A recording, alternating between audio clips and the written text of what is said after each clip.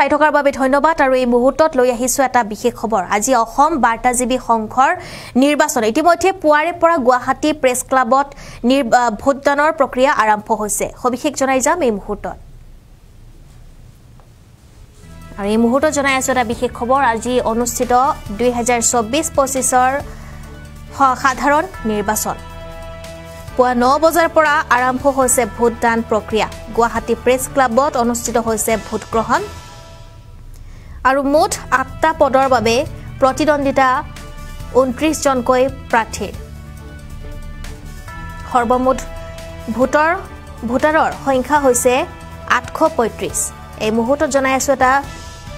বিশেষ খবৰ কিয়নো আজি যেটো অনুষ্ঠিত হৈছে আৰু সৰ্বমুঠ ভোটাৰৰ সংখ্যা হৈছে 835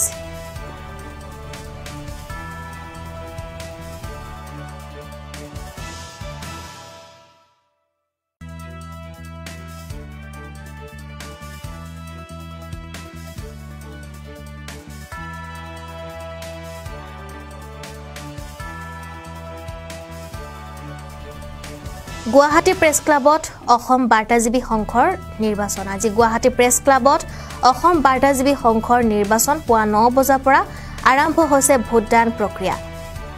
আৰু আজি পুৱা 9 বজাৰ পৰা আৰম্ভ হৈছে ভোটদান প্ৰক্ৰিয়া মুঠ 8টা পদৰ বাবে প্ৰতিদ্বন্দিতা আগবঢ়াইছে প্ৰাৰ্থীয়ে মুঠ 29 গৰাকী প্ৰাৰ্থীয়ে প্ৰাৰ্থিত্ব আগবঢ়াইছে বুলি জানিব পৰা গৈছে আৰু সৰ্বমুঠ ভোটাৰৰ সংখ্যা হৈছে 835 আজি গুৱাহাটী প্ৰেছ ক্লাবত অসম বাৰ্তাজীৱী সংঘৰ নিৰ্বাচন আৰু আজি যেহেতু অনুষ্ঠিত হৈছে 2024-25 বৰ্ষৰ সাধাৰণ নিৰ্বাচন গুৱাহাটী প্ৰেছ ক্লাবত অনুষ্ঠিত হৈছে এই ভোট গ্ৰহণ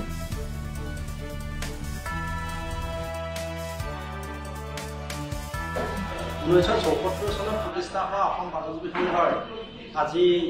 সাংগঠনিক নিৰ্বাচন অনুষ্ঠিত হৈ যায় এই নিৰ্বাচনত মুঠ 650 জন ভোটাৰে ভোটদান কৰিছে আৰু মুঠ ভোটাৰ আছিল 831 জন আৰু এই নিৰ্বাচনত সভাপতি সহ বিষয়ববীয়া 7টা পদত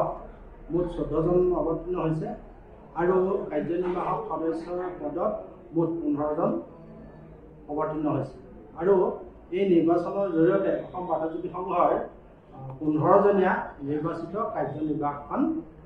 বিচাৰি উলিওৱা এটা কেতিয়া ঘোষণা কৰা হ'ব এইটো আমাৰ 6 বজাৰ পৰা হ'ব গণনা আৰম্ভ হ'ব আৰু নিশাৰ ভাগলৈকে আমাৰ আনুষ্ঠানিক ঘোষণা হ'ব 1974 চনত প্ৰতিষ্ঠা হোৱা অসম বাৰ্তাজীৱী সংঘৰ আজি সাংগঠনিক নিৰ্বাচন অনুষ্ঠিত হৈ যায় এই নিৰ্বাচনত মুঠ 650 জন ভোটাৰে ভোটদান কৰিছে আৰু মুঠ ভোটাৰ আছিল 831 জন আৰু এই নিৰ্বাচনত সভাপতি সহ বিষয়ববীয়া 7টা পদত মুঠ 14 জন অৱতীৰ্ণ হৈছে আৰু কাৰ্যনিৰ্বাহক সদস্যৰ পদত মুঠ 15 জন অৱতীৰ্ণ হৈছে আৰু এই নিৰ্বাচনৰ জৰিয়তে অসম বাৰ্তাজীৱী সংঘৰ 15 জনীয়া নিৰ্বাচিত কাৰ্যনিৰ্বাহকখন বিচাৰি উলিওৱা এটা কেতিয়া ঘোষণা কৰা হ'ব এইটো আমাৰ 6 বজাৰ পৰা হ'ব গণনা আৰম্ভ হ'ব আৰু নিশাৰ ভাগলৈকে আমাৰ আনুষ্ঠানিক ঘোষণা হ'ব